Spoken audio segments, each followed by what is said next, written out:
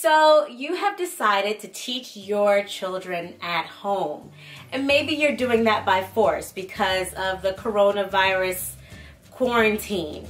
Well, this video is all about tackling some of the hardships and problems and helping you become more efficient, effective, and less stressed being a mom or a parent teacher. Because even if you're Mary Poppins, sometimes teaching your child as a parent one subject is harder than a non-parental adult teaching the child the exact same subject. Because as parents, we're so involved emotionally, spiritually, mentally, it really can drain us. So I'm here to help you. Problem number one, your workload and expectations may just feel as if it's a little too high. Maybe you have tons of tasks to do for your own personal job, plus your children go to different schools, have different teachers, and different assignments due, all in the same day. How do you expect to get any of your things done? Let's find a solution. A solution for managing workloads between yourself and your kids is to try to get your workload done before they wake up, after they go to bed, or once they are complete and finished their at-home school work.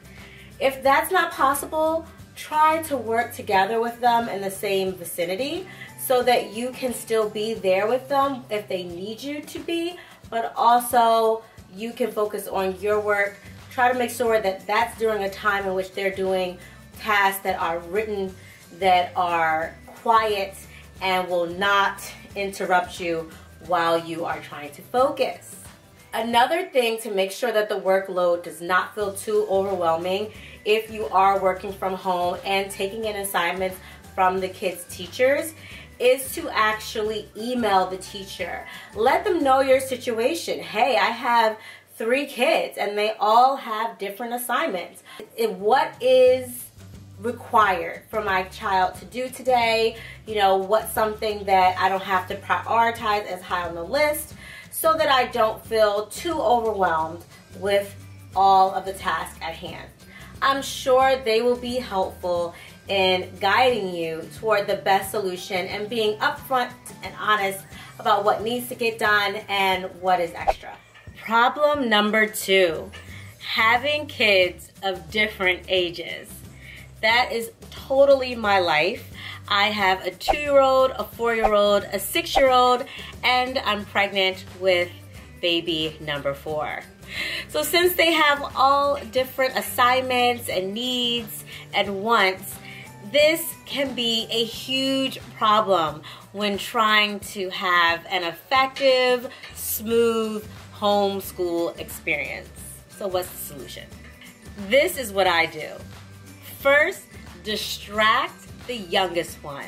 That's right, distract the youngest one first. Make sure that they are doing a task that keeps their attention. And honestly, if you are stuck in the house because of the quarantine from coronavirus or any other virus in the future that we don't even know about yet, I know that you are in survival mode. So if the only thing that will distract your youngest child is screen time, honestly, by all means, go for it. Let them have that screen, and then go to the older children, set them up, help them with their schoolwork assignments. And once they are all settled and they don't need you as much anymore, go back to that younger one and give them your undivided educational attention. Get a partner involved. If you don't have to do it alone, then don't. It's not time to be superhuman, super mom, or super anything. Even if you are super mom, there is no reason to overwhelm yourself if you don't have to. So make sure to have someone else in the house be involved in the educational pursuits. And also make sure that you and your partner talk the night before about all of the assignments that are due tomorrow and what's to come, so that you truly are on the same page and functioning like a team. But if you must do it alone, then make sure that all of the kids are in the same room or seated at the same table. That way you won't feel overwhelmed going from room to room to room trying to serve everyone else. And tend to each person as needed on a first come, first served basis. Make sure that they understand that it's one at a time. Everyone gets a turn with teacher mommy, and everyone waits patiently for that turn to occur. Another huge problem: too many snacks. If you're like me, you might dread hearing, "I want a snack," in the middle of the quarantine where you have to fight coronavirus just to get your children some crackers at the grocery store. So, let me tell you my solution. Schedule all of the meal times. Do not allow snacking just to happen over and over again. Make sure that it is at a designated time, maximum for my kids, 2 snacks a day. Please let me know in the comment section what your maximum amount of snacks are for your kids. But for us, 2 snacks. And they occur at 10:30 and 3:30. And that's it. So since we just finished talking about snacking, let's talk about another problem: high energy kids. I mean, to be honest, I wish I had that much energy. If I could just suck it from them, put it in a bottle, and drink it as needed, I would be really happy. But since they have so much energy, it is important to consider that when homeschooling. I, for one, like to tackle this by making sure that they go outside before we start any learning task. Hey guys, are you ready to go outside? Yeah! Yeah! Come on, let's go! This way I can get out all the wiggles, all the jiggles, burn out those little legs so that they actually will want to sit down. Now, if you have children that are 7 and under, like I do, sometimes they just have so much energy, it doesn't even matter if you do this. And they may still be wiggly and jiggly in their chair when you're trying to teach them a lesson. What I have found to be most effective is for you, the parent, to get over it. Seriously, if they are still being engaged, it's okay if they want to move in their chair a little, wiggle a little, that's just fine. As long as they are still engaged, still paying attention, try your best to not say or complain or criticize them for wanting to move around a little bit in their chair. I know for me, this annoys my soul.